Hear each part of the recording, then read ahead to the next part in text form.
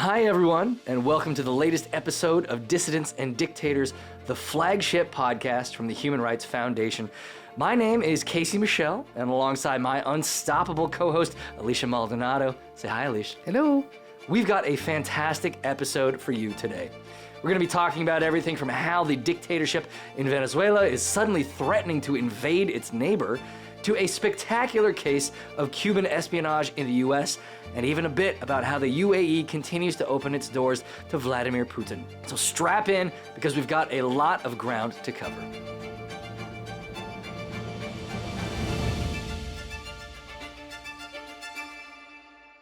Hi, Elisha. How you doing today? I'm doing well. How about you? Well, I'm doing okay. I want to say happy holidays. Tis the season. It's the season. You having fun? I am. We had a little bit of snow yesterday, which was very delightful for me. I love the cold weather, and I love the snow. That was lovely. It was a little chilly. And I got a tree.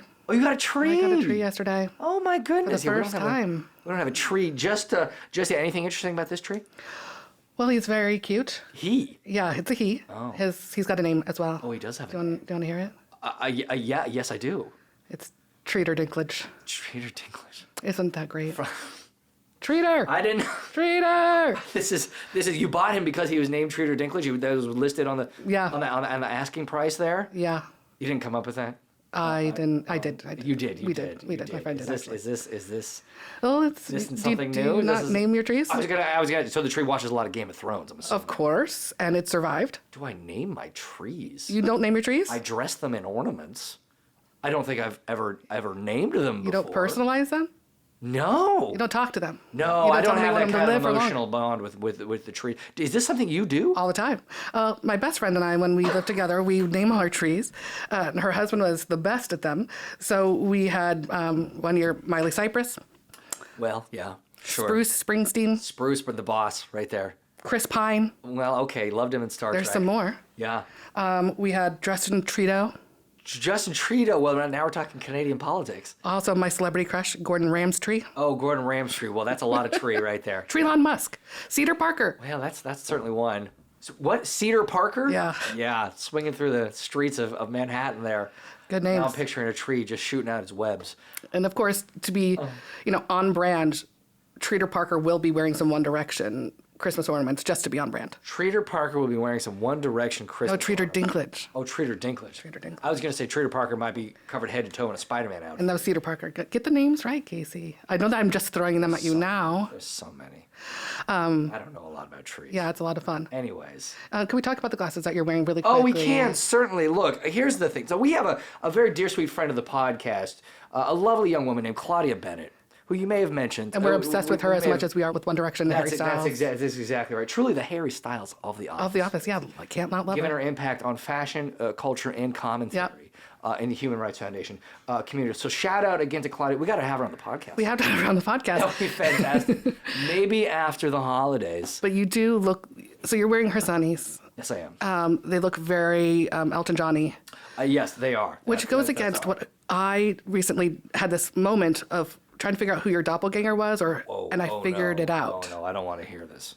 Is it someone extremely handsome? Yes. Is it Denzel Washington? And incredibly talented. Patrick Dempsey? You're probably Brad You're Pitt. close. I'm assuming Brad Pitt. I don't know how you're gonna respond to this. So this is very exciting. Michael Bublé. Michael Bublé. Oh, I've been listening to a lot of Michael Bublé the last few days. Do you see it? Do you see it, Omar? 'Tis the season. Oh. Yes. I don't know. This came to me. Omar agrees that Casey has some Michael Bublé. You know, yeah. Well, boy, now that I'm looking at photos of Michael Bublé, I tell you, I may have the eyebrows and maybe even the cheekbones. I don't have the voice. But you have the charm. Well, hey, look, that's quite the compliment. That's true. For me, at least. I appreciate that. I may have the charm, but I don't have the creative juices when it comes to naming trees.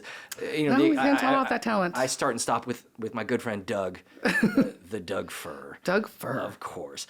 But, speaking to be fair, my friends are the ones who are the experts at naming them. So well, look, I just got to share in the tree. Great taste in friends, clearly. Yeah. And I'm sure the naming doesn't stop with just the trees. No, my friend has he has a lot of the scooter things. Yeah, scooters. I believe. And we're gonna get there, but he called. Well, oh no, I don't want to. Do I want to know? Vladimir Putin. Stop. stop. You know, It's ridiculous. that's fine. You know, what a way to honor the guy. If only he'd gone into scooter manufacturing, I the world would know. have been a lot It's better. so silly. I love it so But much. that's okay. Look, I mean, it's good to have friends, and it's good to have a little bit of creativity behind you, Yeah. and propelling you forward. Certainly, it's a better way to spend your time than I think what's been going on down in Venezuela. Let's talk about And Venezuela. again, boy, the segues on this podcast We are just expert in the are segues. second to none. Now we have to think of a nickname for a Segway. Anyway, Well, anyways, hey, that's a type of scooter. Maybe is. That could be a Vladimir scooter. a scootin'. Oh boy. Because we're gonna get to boy. scooting. I'm gonna Nicolas Maduro roll over in laughter. Awful. Truly. We'll work on awful. it. So something for you to Omar, aspire thank to. you for not walking out on that. We appreciate it. Can't do it without you. No? Now you have a goal. You have a new life goal. Elisha, what do you think about what's going on down in Venezuela? Oh, well, it sounds like a good time, doesn't it? Oh, it sounds like a good time. If you're Nicolas Maduro, I don't know about anyone else down there. This is they're trying to take over Guyana, which is a heavily contested area, Essequibo Essequibo, that's right. region. Guyana recently found some offshore riches, and Caracas has decided, well, we'll actually have those. Thank you very much. Never mind that the boundary lines were drawn by international arbiters over a century ago. You know, I think a lot of folks maybe, I mean, certainly on my end, you know, this kind of came out of nowhere, seemed to come out of nowhere. But it turns out there's this incredibly rich history that Maduro is claiming, as is properly Venezuela's, Yep. in 2/3 of Guyana. They're in Northern Two-thirds. South America, What is the 2/3 of the population? country. Like that's what? Yeah, like 17% of the population. Well, it's a Is it little bit significant more? amount. It's a Yeah. significant indigenous population in Right. the region as well. And it just so happens that this is taking place shortly after offshore oil riches were discovered Right. in the region. And then, oh, by the way, while Maduro is facing what appears to be his first kind of serious contestation for power, at least potentially, in years, right? Venezuela has not seen any kind of truly contested politics. I mean, frankly, for decades at this point. We think back to the rise of the Chavista regime, you know, early 21st century, obviously continuing through Maduro's reign itself. And all of a sudden, here comes Maduro setting up this nationwide referendum Right. on whether, and then beyond that, how Venezuela should, as Maduro sees it, rightfully claim 2/3 of Guyana as Venezuela's. And then beyond that, organize the military along the Guyanese border to threaten invasion and claim these riches and this land as Venezuela's. I mean, it is really something we haven't seen, certainly in Latin America and South America, for years. Reading about this, I mean, it's funny if it weren't so tragic. Apparently, you know, Caracas has ordered mass arrests for those who oppose the annexation of Guyana for its new oil riches. So 95% of voters voted in favor of it. Well, no kidding. Well, Of course. and even I wonder why. Yeah, right. Here we are talking about elections in authoritarian regimes and dictatorships. I think it's worth the little bit further context. Yes, it was 95% voted. There's only like 10% turnout, though. Right. You can still falsify and fabricate the results, but you still can't, at least at this point in Venezuela, force the people to actually vote at the ballot box. So we're still talking about a tiny slice of the population that still saw presumably some part of that, you know, final vote actually fabricated Right. in favor of what Maduro actually wants. Well, and of course, you know, this has been an area, a bit of land that has been contested over the years. And, you know, Venezuelans have been told that, you know, for years that it is theirs, but it's kind of been this way for 100-something years, and now, of course, they found these riches, so they want them. Look, we're going back to 19th century arbitration decisions that Right. Maduro is citing. 2 centuries ago that this has been, okay, yes, contested, sure, fine. But we're talking about decisions in the 1890s that Maduro is suddenly digging up. And again, I think taking the 10,000-foot level view, talking about domestic politics in Venezuela, Maduro clearly using this as a means of shoring up domestic support, whipping up a kind of nationalistic frenzy to distract from what he and his family and his inner circle and his regime have been doing to Venezuelans for years. And before that, what Chavez was doing to Venezuelans for years, stealing from the people, immiserating an entire nation, sparking the greatest out-migration the Western Hemisphere has ever seen. All right, let's not pretend that any of the Venezuelan citizens will reap any of the quote benefits of these riches, but because you can still look and malnutrition in hospitals that don't even have proper equipment and starvation. So, of course. They're not going to be reaping any. No, of course they're not. I mean, this is going to be something that is directed only at the regime, its benefactors, its inner circle, because this is what we have been seeing for years and years and years. And I think back a couple years ago, I was covering a transnational money laundering case right here in the United States of America. We don't have to go into too many of the details, but it was connected directly to the state-controlled oil company out of Venezuela, PDVSA, that was using currency exchanges to transform hydrocarbon wealth, in this case oil wealth, into from local currency into U.S. dollars, and it just so happened to be benefiting, again, not the people of Venezuela, not even necessarily the shareholders in PDVSA, but the ruling regime. In this case, the stepsons of Maduro were named specifically in the indictment. It was a $1.2 billion money laundering scheme. The stepsons of Maduro were named. Maduro himself was not named specifically, but he was Venezuelan official number 2 in this case. I don't remember who necessarily Venezuelan official number 1. But again, the ruling family dipping their hands into the hydrocarbon, the oil, the natural wealth of Venezuela, using it, swiping it, stealing it, and then moving it elsewhere, in this case, into the United States of America for all the goods and baubles that kleptocratic regimes are always purchasing, the luxury mansions. There was a horse farm that was involved. And one of them, oh my goodness. I'm not a big horse guy, but it turns out that there's a lot of money in horses. I love horses. But again, even though, or especially because Maduro is spouting these supposed, socialistic, for the people bits of rhetoric, and yet all the while he's the exact same as all the other authoritarian kleptocratic regimes elsewhere in the Russias, in the Chinas, in the Azerbaijans of the world. Oh, who, by the way, are also now, as we've seen in recent years, resorting to external aggression, claiming neighboring countries' territories as their own, as a means of distracting local populations, as a means of deterring further investigations, and as a means of whipping up the kind of nationalistic frenzy that really is their only card left to play. Right. What do you think of the U.S. saying that it's going to conduct flight drills with Guyana? Look, this is getting into the kind of the more security space.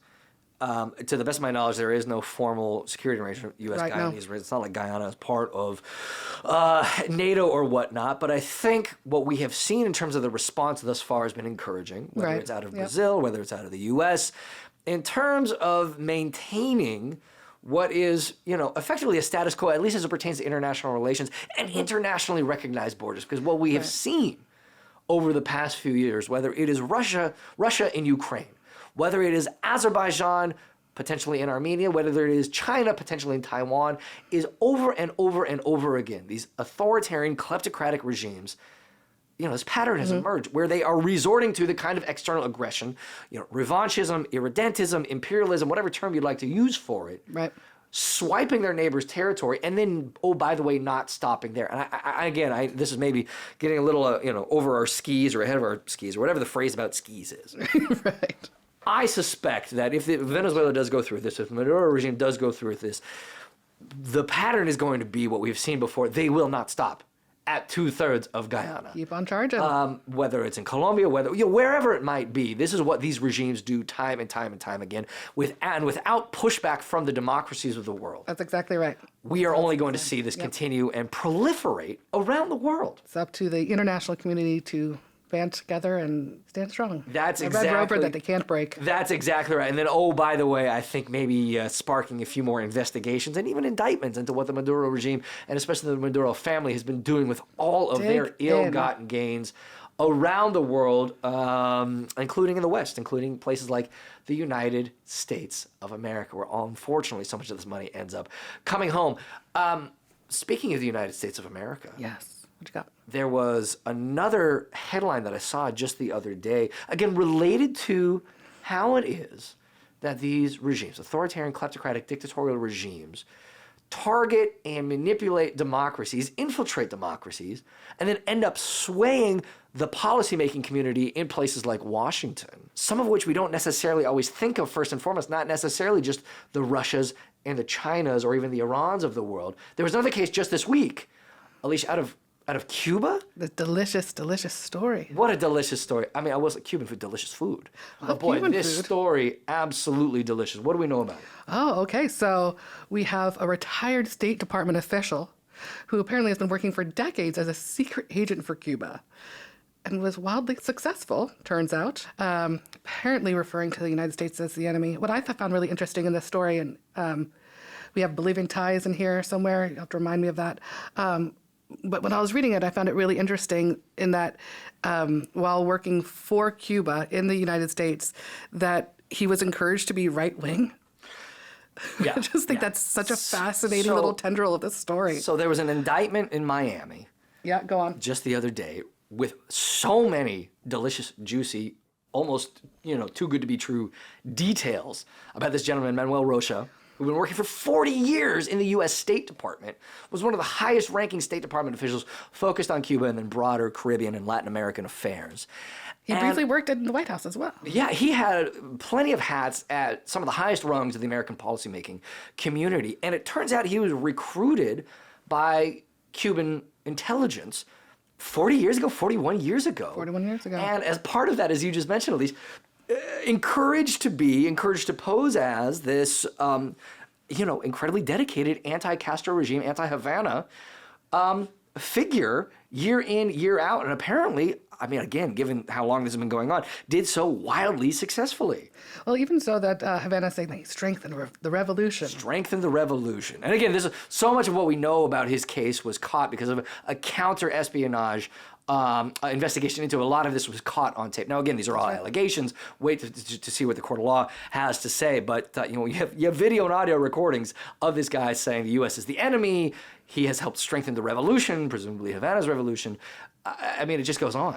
Yeah, so he was a native of Colombia, but he grew up in New York. But he had early socialist kind of leanings, and so it was easy to get him to one side, to Cuba's side. But also, I find it just impressive, these stories, as we all do, because they seem so fantastical, that you can get away with something like this for so many decades, especially at the highest echelons, and then you just get taken down by a recording, but I guess it was an FBI sort of thing that was months long, I suppose. And look, I think you're so smart for so many decades, and then somehow you get caught. You just all it takes is one slip up. That's right, and it does. And to the American counterintelligence service's credit, they finally found a way and a means of, again, allegedly, supposedly exposing this longest-serving agent. Well, Garland said. The American Attorney General. Exposes one of the highest-reaching and longest-lasting infiltrations of the U.S. government by a foreign agent. Yeah, it is, again, it's difficult to overstate how spectacular this case is, and not spectacular for how wonderful and incredible this is, but for the breadth of this campaign, of this effort itself, as well as the success that this individual and beyond that the Cuban spy services had in Washington. As you said, it was one of the longest landing infiltrations. There's a piece in the New York Times describing this where he said the gentleman, and this is a former diplomat saying, this gentleman, Rocha, literally had the keys to the kingdom. And if anything had to do with Cuba and the American policymaking community, Rocha was exposed to it. He saw it and presumably infiltrated or filtrated that back to Cuba. I mean, we're going to be sifting through how much this gentleman knew for months, if not years to come. And I do think it's worth, again, also mentioning that this is hardly the only infiltration, foreign espionage, foreign influence campaign we have seen in the United States of America. One of the things in recent years, one of the things that stood out to me is one of the charges this diplomat is now facing is something that's known as Section 951, which is, again, I don't think a lot of folks are necessarily going to be familiar with this. It's kind of known as espionage light. Okay. It bleeds into foreign lobbying, and I do a lot of work on the foreign lobbying space. It's not generally understood as lobbying per se, but there is other elements of influence to it. So it is kind of the marriage of espionage and lobbying, which is one of the things that he is accused of. And the reason that I'm familiar with it, the reason that it jumped off the page for me is that this is the same charge that a young Russian woman named Maria Butina faced just a few years ago. Tell us about the in case. the United States of America. And folks may be familiar with her name and her case if they remember some of the coverage relating to Russia's infiltration of a number of organizations in the United States of America in the early and mid-2010s, most especially the National Rifle Association. I definitely was not paying attention to that story, and so I'm going to need you to educate This was an unfortunate story in which it really appeared that the NRA, which was at the time, and maybe still is, the leading arms rights, gun rights lobbying organization in the United States. Again, the United States of America has the Second Amendment. It allows Americans the rights to, as the Constitution says, bear arms. This is what this organization was focused on, and appeared to simply open their arms to this young Russian woman that came to their door and said, "We support you. I'd like to do what we can to open new avenues for you, potentially market resources in Russia as well, if only you'll help me gain access to the American political system." And so all of a sudden, thanks to her efforts with the National Rifle Association, we had NRA members going to Moscow, meeting with sanctioned individuals, presumably having conversations of their own with American policymakers to maybe lift sanctions or open new doors in Russia. I mean, she was flying on private jets. She was elevated to such a status in parts of the American political community. Unbelievable. That I have certainly never been available to me. I mean, these are, again, meeting with the highest rungs of those, especially on the conservative side in the United States of America, who unfortunately didn't think two ways about why it was that this young Russian woman who had her, again, they didn't have to do much due diligence. Go to her YouTube channel. You could see her singing praises of Russia's invasion of Ukraine, of pro-Putin militias. I mean, over and over. Right under your own nose. Right under your nose. They were just suckered by this woman, which it appears to be, again, what the What's happened here? Cuban agents, contacts were also just suckered by this guy claiming to be, anti-socialist, anti-Havana, without thinking too much about it. You just have to think about the kind of life. I mean, think about this guy, Rocha. What kind of life internally you're living? I don't know. My mind just goes right there. Outside of the obvious, abuses, but the double life you have to live. How talented you have to be, and I do consider it a talent, to lie that flagrantly for that long. Yeah. I can't imagine just lying, I'm a far right or whatever it is, and really your heart is elsewhere. Look, my heart goes out to land. the people that it conned, right? I mean, it's one thing to have the kind of national security breach. It's one thing to have this clear success that is unfortunately only going to strengthen, presumably going to strengthen the regime in Havana, which is, again, one of the longest standing dictatorships, and certainly one of the most brutal dictatorships, at least in the Western Hemisphere, in the entire world. I mean, my heart goes out to the people that thought he was their friend, right. He was an ally in the fight, and that he was someone worth confiding in. I mean, Elisha, have you seen The Americans, the TV show? I have. Oh, I have done. my I've not seen the last season, though. What are you waiting for? I don't know. Get off this podcast. I feel like at this point I'm going to have to start at the beginning. Stop naming the tree. I can't stop naming the trees. I really like that show a lot. Final season, but it's the exact same thing. Yeah. That is fiction illustrating what we've seen is now fact of these individuals in the television show's case, and this gentleman in, unfortunately, real life, spending decades posing as someone else, something else, and conning all of those that they came across. Can't imagine doing it. No. And of course, it just feeds what really grinds the gears, of course, is that it really feeds the egos of these dictators and these authoritarians to say, we actually have something on you, United States of America, or wherever it is, right.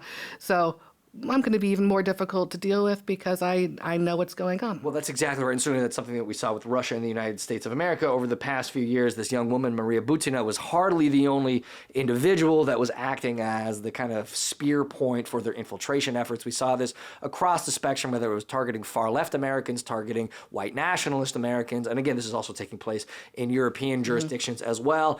And then beyond that, what we've seen out of countries like China. I mean, it has been, unfortunately, success after success with so many democracies asleep at the wheel. And I don't want to derail the conversation, but really pulling back to the highest level of what this podcast is about, what Human Rights Foundation is about, it is reminding the democracies of the threat that these dictators pose. Beyond that, the successes these dictators have had because we have been asleep at the wheel for so long. Right. And again, we also see the dictatorships coming together, working in tandem, working in concert with one another, which I think is what we wanted to talk about as a final topic. Yes, let's get into In it. this podcast today, the recent visit of Vladimir Putin. Vladimir Putin, excuse me, I meant to say obviously Vladimir Putin. As memory serves, I also saw a kid's book recently. Now, I may have had a dream about this, about Vladimir Putin. Now, that may be an idea for HRF moving forward. Yeah. A kid's book, cutting these dictators down and, helping like kids that understand idea. why it is that democracies are always preferable to dictatorships. I love it. We'll have to workshop some of these other. As you can tell, I'm not quite so good at coming up with these names. Well, we'll work on it. But Vladimir Putin, the long-standing Russian dictator, wanted ICC criminal, and the greatest threat to certainly European security in decades, was in the United Arab Emirates just the other day, hanging out in Dubai with a lot of other folks that are in Dubai there for the COP28 climate conference. Boy, it seems like this guy can still travel pretty freely to the United Arab Emirates. And not only that, have a full cavalry escort and motorcade, while a national aerobatics team drew the Russian flag in the sky. Sorry, with a national what team? trails. Aerobatics. Aerobatics. That made me laugh when I read that. How God. absolutely absurd. Sorry, and he's Drew the Russian flag. wanted by the ICC. Yeah. As folks may remember, wasn't able to travel to South Africa recently. Hasn't reportedly left Moscow since March. Yeah, I believe he's only visited Kyrgyzstan. Maybe there was one other trip in there as well. And all of a sudden, he's popping up in the middle of, frankly, a global conversation in Dubai. And they are, rolling out the red carpet for this guy. A whole cavalcade, apparently. And he'll also be hitting Saudi Arabia, I believe, on this trip. So Yeah. Well, boy, it's nice to travel anywhere and have your name written in the sky. Unbelievable. Elise, I know we're going to be talking about this in a later episode. That's right. Of the podcast. UAE, I thought this was a supposed Western democratic partner, maybe not Allegedly. a democracy itself. And yet, it's welcoming this guy with open arms and then, oh, by the way, acting as a brand new hub, maybe the greatest hub for Russian sanctions evasion, Russian money laundering, and reports of potentially even financing Russian private military companies. when I was in the Emirates last year, the overall impression that I got was that the United States hasn't been that good of a friend to the UAE, and so therefore we have pushed them into the arms of Russia and China, because China is trying to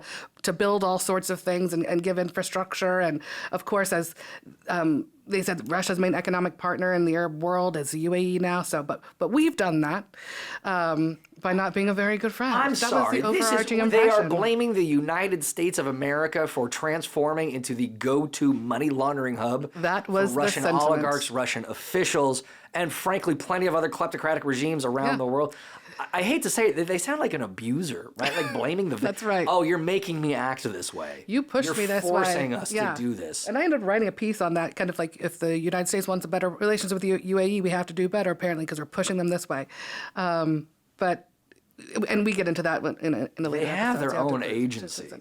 They make their own, it's funny, and again, I know we'll be talking about this in further detail, but it does remind me of other infiltration efforts. We have a forthcoming report here at Human Rights Foundation looking specifically at the UAE's role in launching one of, if not the greatest political influence and infiltration efforts in the United States of America. Stay tuned for that, folks. Yep. It is, it is remarkable, right? Because I still don't think the UAE is usually lumped in popular imagination with other dictatorships. Elsewhere, it has been second to none, really, as it pertains to image laundering and whitewashing its own image, and yet here we are. They upkeep that duality pretty well, I think. Middling with China and Russia, but also keeping a face of maybe we're not so bad. Well, that's exactly right. Yeah, opening doors to any and all. And again, talk about democracies being asleep at the wheel. Certainly seems like it's past time for Western, in this case, American officials to have conversation with their Emirati counterparts and say, what are you guys doing? It's the very... What side do you want to be on? It's the very simple phrase, do better, Let's do better. Sure, and that's what we're trying to do with this podcast every day, or at least every Thursday. Every Thursday. That's exactly right.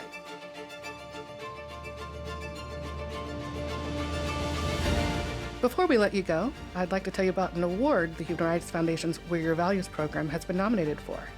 It's called an Anthem Award, which is a brainchild of the prestigious Webby Awards, the largest and most comprehensive social impact awards honoring individuals and organizations doing purpose and mission-driven work. Our video, which has been nominated, highlights the fashion industry's complicity in human rights abuses worldwide, focusing on Uyghur forced labor. It features award-winning Swedish designer Louise Zinn's fashion show at the 2023 Oslo Freedom Forum, Uyghur advocate Juhar Ilham, and HRF's Discounted Lives installation and Fashion Week projection campaign. We would love for you to vote for this award, and we will put the link in our show notes, and give us some love.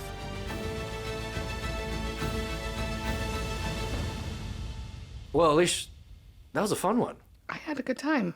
Now, can I tell you something before we go? Yeah. I spent that entire episode thinking about tree names. Oh, really? Did you come up with it? No, I did not. I mean, there's Indiana Jones, Raiders of the Lost Oak. Okay. That works. If you like 1970s rock, there's the Allman Brothers Band, which my dad would be very into. But I was thinking of one. There was one before we go. There's a tree in Southeast Asia. It's called the rambutan. It's a fruit growing. A rambutan. Rambutan, and that How do you know about this tree? Well, I don't. You know, you live your life and you pick up little weird factoids here and there. Who knows? But it is. And I was thinking about this word because it's the Malay. It's a Malay word. Rambutan. I don't know. I can't think of anything with rambutan, but it's a Malay word that means hair. Okay. Because the fruits have little kind of hairs coming off of them. And I was thinking, I guess if I was in Southeast Asia and I had that as a tree, I mean, that could be a hairy styles I tree love right it. there. I'm just saying, I'm just putting it out there. I mean, that's certainly one direction you could go I in. believe in always going one direction. Wow. So, I know. anyways. All right.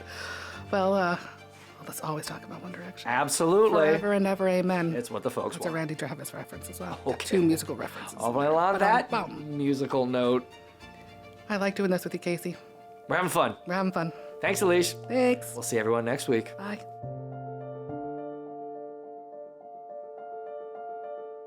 The Human Rights Foundation is a nonpartisan, nonprofit organization that promotes and protects human rights globally, with a focus on closed societies. We promote freedom where it's most at risk, in countries ruled by authoritarian regimes.